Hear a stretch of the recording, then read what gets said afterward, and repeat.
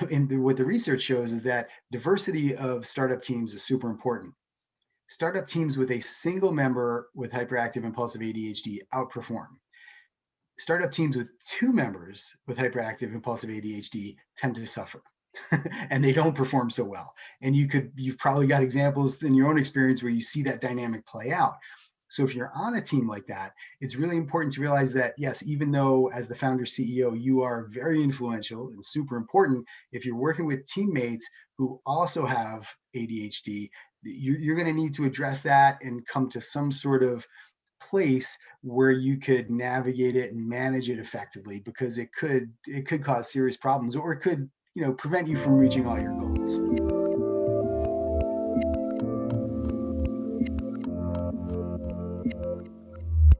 Hey everyone, this is Devin Miller here with another episode of The Inventive Journey. I'm your host, Devin Miller, the serial entrepreneur that's grown several startups into 7- and 8-figure businesses, as well as the CEO and founder of Miller IP Law, where we help startups and small businesses with their patents and trademarks. If you ever need help with yours, just go to strategymeeting.com. We're always here to help. Now, today we have another great guest on the podcast, John Torrens. And John, we're going to talk a little bit about, and it's an area we've talked a little bit on another expert episode, but we're going to have a bit of a different focus on it, but on ADHD and kind of what that means and how it correlates to entrepreneurship, and, does it do harm and does it do good, and how you leverage it and how you manage it and all those good things, and how you deal with that as being an entrepreneur. So with that much as an introduction, welcome on the podcast, John.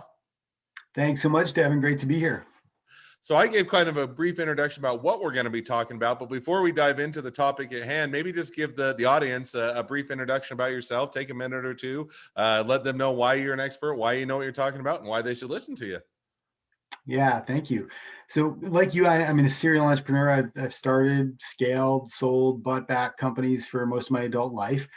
And during one of the company's journeys, I realized that my staff was having some serious issues with me, the way I communicated, the way I operated. And when we got to a certain level, I just started to notice this much more acutely, and it was starting to create some problems.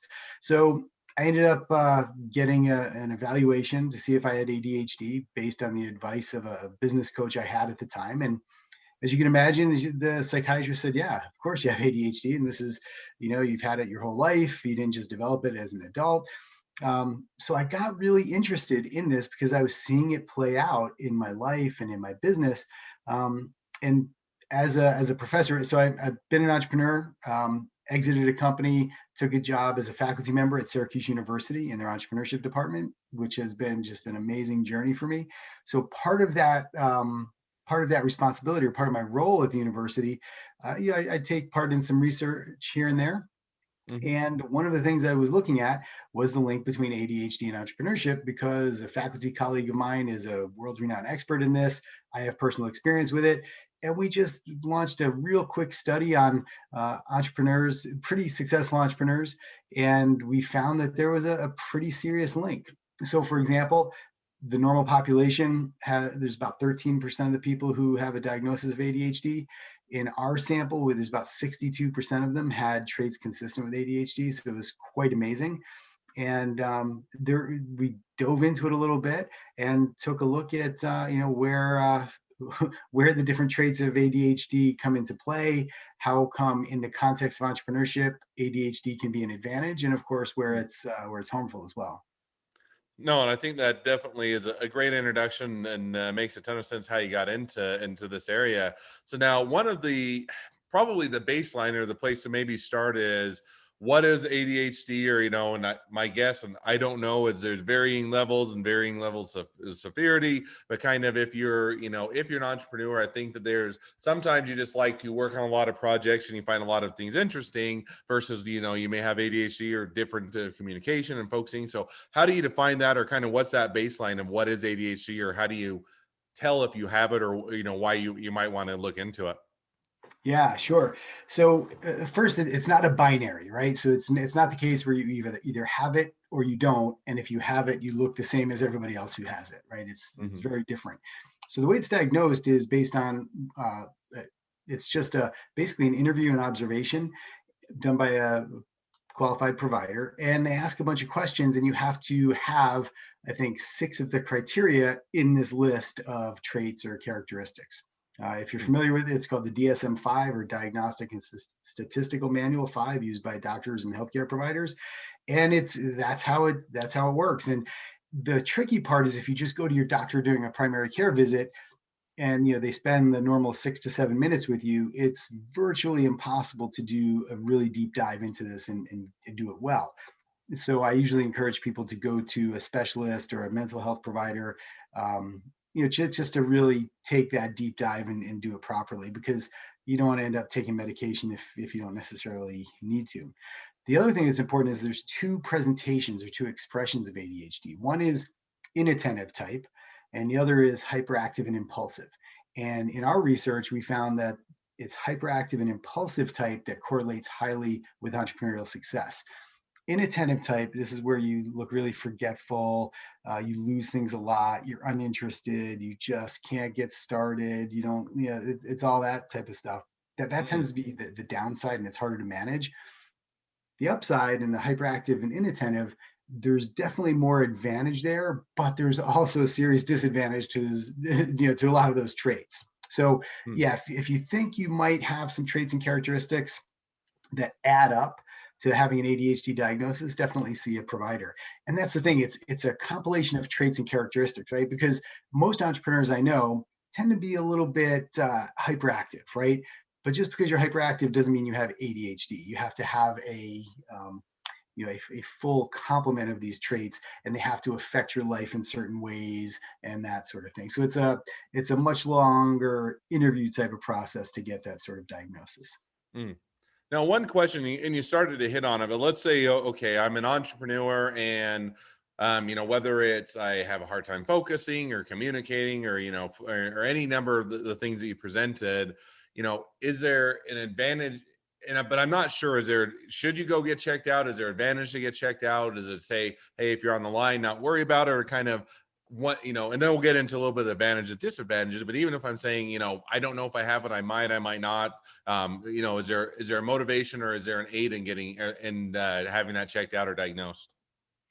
It depends, right? So if it's getting in the way of your life, so for students are great examples, right? Students who have ADHD, not just hyperactivity or impulsivity or things like that, but they have several traits that, when combined, have negative impacts in their life. Getting a diagnosis is helpful, because then you could get extra time on your tests and different accommodations and things like that. If you're an entrepreneur and you're growing a team, it may be beneficial, but maybe not. For me, it was beneficial because I could have the conversation with everybody and say, look, this is me. This is how I operate. These are the types of things you got to look out for. And these are the types of things that you can check me for. Right. Mm. So it has advantages and disadvantages. The other advantage is, if you feel like it's that detrimental to you and it's really getting in the way and you want to go the medication route, of course you need a diagnosis and you need to try different medications and different dosages under the supervision of a doctor. So there are reasons why you might want to. Okay, definitely makes sense. So now let's say either I've already been diagnosed, or I go get diagnosed, or I'm saying, hey, it doesn't interfere. I think I have it, but it doesn't interfere with my life, to the degree that I think I need to go get it checked out. Any or all the above. Then looking at it now and say, now, how does that correlate with entrepreneurship? What are the advantages? How do I manage it? What are the downsides? What should I look out for? Kind of unwinding a bit of that ball of yarn, or so to speak. What are, Mhm. kind of, I know I get that there's a whole bunch of questions dumped into one, but help us understand a little bit about entrepreneurship, how to manage it, and kind of what to look out for. Sure. Well, one of the first places that this manifests is in the initiation or the ideation stage. So people with ADHD just tend to have more ideas. They tend to pursue them a little bit more, and they identify more with the idea of entrepreneurship. And some of that could be their lack of risk aversion or their tolerance for risk. Hmm. Part of it also is that people with ADHD just get very enthusiastic about things, and they tend not to see the downsides or the risks, right? So somebody without ADHD might be evaluating an idea and say, well, there's some downside here, or here's some of the risks. Somebody with ADHD may not even see that. They might just see all the really good stuff, be very optimistic about it, and jump right in. And that's usually the first place it sort of it identifies itself, right? But then, of course, there's a bunch of other things. So we talked about propensity for risk. Now, when that's working really well, that could make you look brave and visionary, right? And you're taking a risk where maybe others didn't. But when it's not working well and it's dysfunctional, it could make you look reckless. It could make you look like you're just a wild risk taker without any mitigation, things like Mm. that. Another thing that we see in entrepreneurs with ADHD, or well, people with ADHD anyway, at least hyperactive and impulsive, they have a very high sense of urgency, right? Everything's got to happen now, now, now. Now, when that's working and it's functional, that that makes you very productive. You get a lot of things done. You may get more done before noon than most people get done in a week, right? When Mm. it's not functional, you could be severely impatient. You could drive people around you crazy. You could be the guy that sends out a really important email at 6 p.m. on a Friday. And even though you don't expect your teammate or your employee to get back to you, now you've just really freaked them out because their boss emailed them at 6 p.m. on a Friday. And there's all this work that has to be done to answer the email, but maybe you didn't even expect a response, but you sent it out anyway and you put it out there, right? So these are the ways you can impact your team without even really knowing it. Mm. So now, I think I like the view of, hey, this has some benefits and not just all downside, in the sense that a lot of times when you have any diagnosis or anything that you're having to deal with, you always say, oh, there's the drawbacks and the downsides, and now I'm having to deal with those. But there's also, I like how there's also some updates or advantages or upsides to it, and how you can leverage that in order to use it to your advantage, so to speak. So now as you go to do that, how do you leverage the upsides and take advantage of those things that are beneficial as an entrepreneur, and manage the downside so that you don't you can have the best of both worlds, or you can have the benefits and not have as much of the detriment. Yeah, there's a couple of ways you could do it. So, just in terms of managing yourself, right? So there's a consumption aspect to it, and not just what you put into your body through your mouth, but what you take in through your eyes and ears, right? So there's not a lot of support for adding supplements to your diet that help with these traits, but there's some support for removing things from your diet, right? So sugars, red dyes, caffeine or strategic use of caffeine, right? All these central nervous system stimulants will just tend to jack somebody with ADHD way up and make their lives a little bit harder.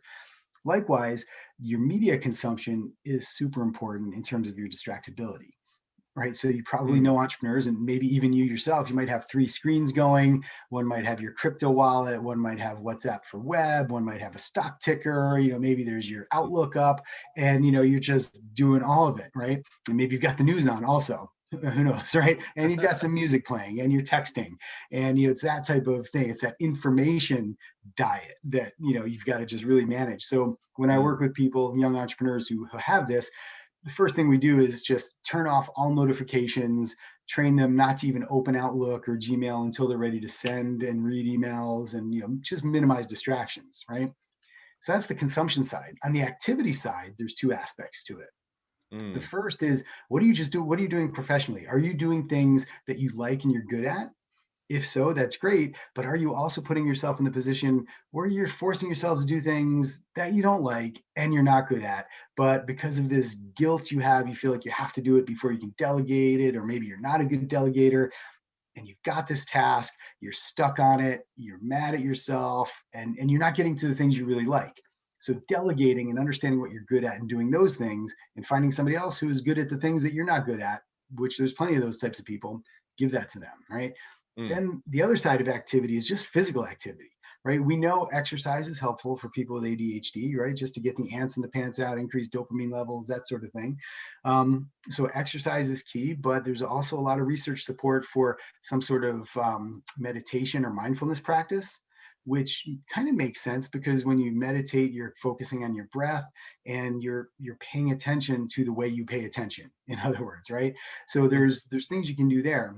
Probably the most powerful thing you could do is enlist an accountability partner or a third party. It could be your chief operating officer or a really strong number two. Could be your spouse, could be a coach, but just lay it out with them and say, look, these are the traits I have. I have a high propensity for risk. I'm highly proactive. I don't think things through very much, and I Mm. have high sensation seeking. This is what it looks like when it's working for me. This is what it looks like when it's not. I need you to throw the flag when you notice it's not working, hit the pause button and let me just think about it, because it's that self-awareness with that help from somebody else that could make the biggest impact. No, it definitely makes sense, and I like the kind of the idea of self awareness, and sometimes that kind of, even if you don't have ADHD or anything else, or you're not have to manage that, having that self awareness, having that accountability partner, I find a lot of times is worthwhile in both cases, in the sense that a lot of times you're going to see things differently, they're going to see things differently. Having someone to bounce ideas off with, make sure that you're staying in line, you're coordinating, communicating, everything else is beneficial, and it sounds like definitely even more so in that side. Now, one of the other, in shifting gears just a bit, one of the other things we mentioned before we chatted before the podcast was there's also kind of that startup life cycle, and that kind of sometimes ADHD can correspond well with that, and it can be helpful. And kind of what you mentioned, and I had to laugh because I end up having 4 screens in my office. One's a 65-inch TV. I got another about 40-inch TV. I got another screen that's a little screen. So I've got a whole bunch of screens, and so I like to have everything up at the same time so I can see it. But I just had to kind of smile and self-reflect. But going back to my question is with that startup life cycle, I can see, maybe if it's getting things going and getting excited. And because I think a little bit, the risk meter has got to be broken if you want to be an entrepreneur, because if you thought about all the ways that it could fail and all the ways that it wasn't going to succeed and all the risks and everything else, you'd never get started. So tell us, or help us understand a little bit about if you were managing that or looking at ADHD and some of those, those drawbacks and benefits, where you should be particularly cognizant of it within a startup life cycle. Yeah, that's a good question. And so if you think of the life cycle of a company or an entrepreneur, right? There's certain times where, and each stop or each point of the life cycle, there's going to be things that hurt and things that help, right? Or things you're good at and help you out, and things you're not so good at or get in the way. So early on, it's the initiation, right? If you've got hyperactive and impulsive ADHD, you're going to be really good at that. Almost sometimes even too good, because you initiate so many projects that maybe you just don't finish, right? But it's that initiation, which, in entrepreneurship, ideas are a dime a dozen. You got to take action on the idea and do something with it, right? And that's what we tend to be pretty good at. Now, the follow through and the completion, that's a different story. But the initiation, that early stage of the entrepreneurial life cycle, we tend to be really good at. Now, if you kind of go through the life cycle and you think of, okay, early on, you're just in resource acquisition mode, right? You're either trying to find capital, you're trying to find, co-founders, you're trying to find employees, you're trying to find product market fit, you're doing all this stuff, you're acquiring resources and you're hustling and you're working. As the company matures a little bit, you go from resource acquisition to resource coordination, right? So now you've got the resources you need. Now you need policies, you need procedures, and there's this push and pull between improvisation, which is what we tend to be really comfortable with, and coherent orchestration of all the resources, right? So do you plan things through? Do you stick to the plan? Do you execute well? Or are you just way more comfortable improvising, right? Mm-hmm. So in one of my companies, as we were scaling, they came to me and said, look, we need procedures and processes for this. And I said, absolutely, we do. I get it. We're never going to scale unless we have that. So we'd spend time, put the processes in place, and guess who the first one was who violated every one of those processes? It was me, because Probably you, yeah, the leader. I was just way more comfortable improvising, right? So if something came at me, I didn't want to go through the process. I just wanted to solve it quickly, even though going through the process probably would have been ultimately the cleanest, most quick way to solve it. It just, I had to deal with it right there, yeah. So there's those types of things.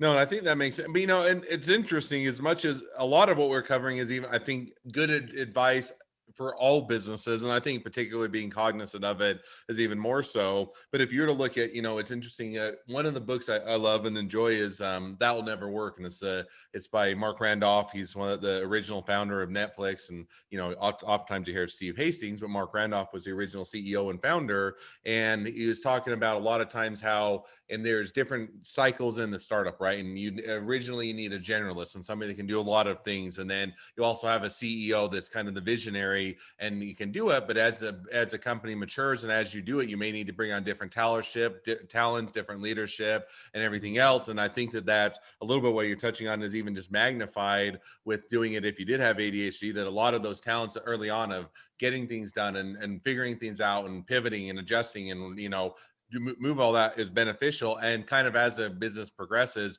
to get those systems in place, that you can't just wing it, you can't just do it, and you have to help other people understand your vision and how you're approaching things and everything else is beneficial. But it's one where you have to be even more cognizant, because you need to have those systems in place as a company progresses.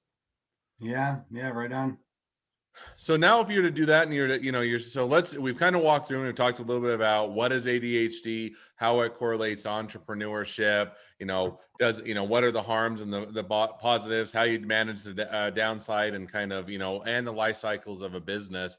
Anything else that they should be cognizant of, aware of, or as you're looking, especially in our audience as entrepreneurs, startups, small businesses, anything else they should be aware of, cognizant of, or looking to manage, or otherwise, if they're dealing with that or maybe dealing with it, that they should be thinking of? Yeah, so especially in a startup scenario, it's the founder CEO may have ADHD, and if they don't have ADHD to a clinical level, they probably have some compilation of traits that helps them anyway, right? But it could also drive people crazy. It's important to remember that in a startup scenario, you're going to tend to attract people like that in a lot of cases. So on a team, so what the research shows is that diversity of startup teams is super important.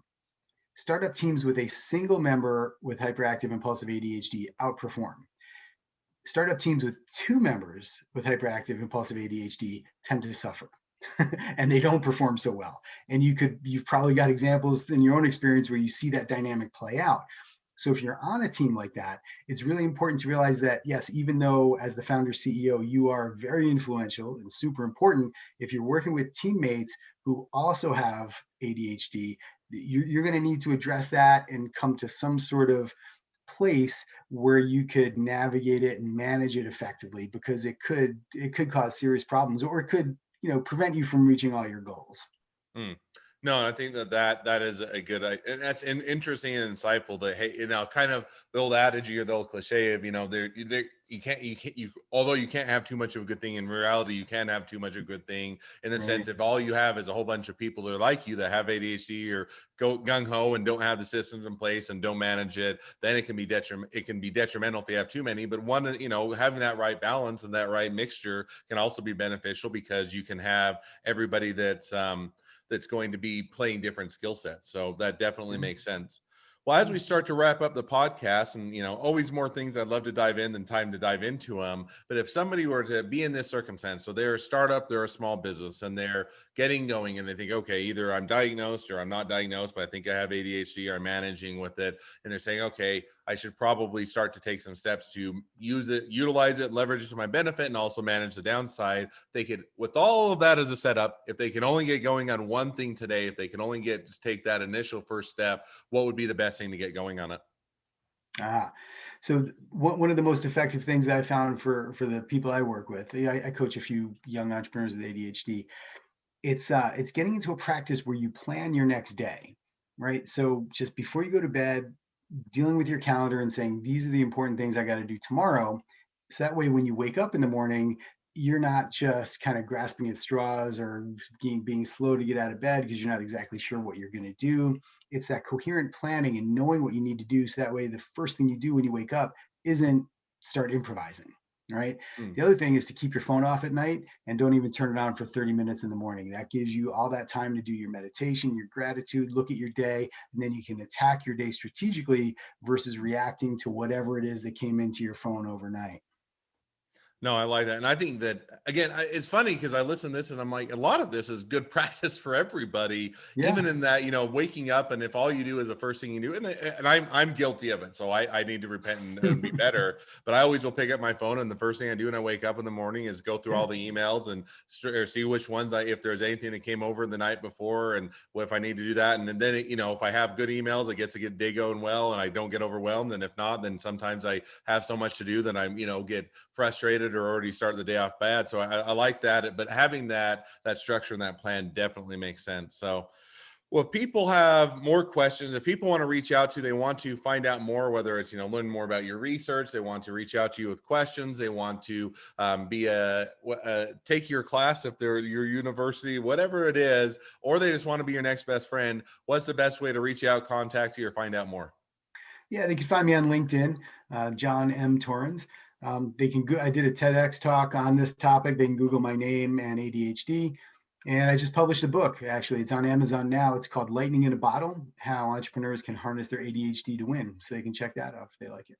Awesome. Well, I definitely encourage everybody to check that out. And I'm an avid reader, so I'll have to pick up the book because it sounds like a great read. So appreciate you coming on the podcast. It's been fun. It's been a pleasure. Appreciate you sharing your expertise. Now, for all of you that are listeners, if you have your own expertise to share, or you just have your own journey to share, feel free to go apply to be on the podcast. Just go to inventiveguest.com. We'd love to have you on and share. 2 more things as listeners. 1, make sure to click subscribe in your podcast player so you know when all of our awesome episodes come out. And 2, leave us a review so new people can find out about all of our awesome episodes. Last but not least, if you ever need help with patents, trademarks, or anything else with your business, just go to strategymeeting.com and we're always here to help. Thank you again, John, and wish the next leg of your journey even better than the last. All right. Thanks, Devin. It was great being here.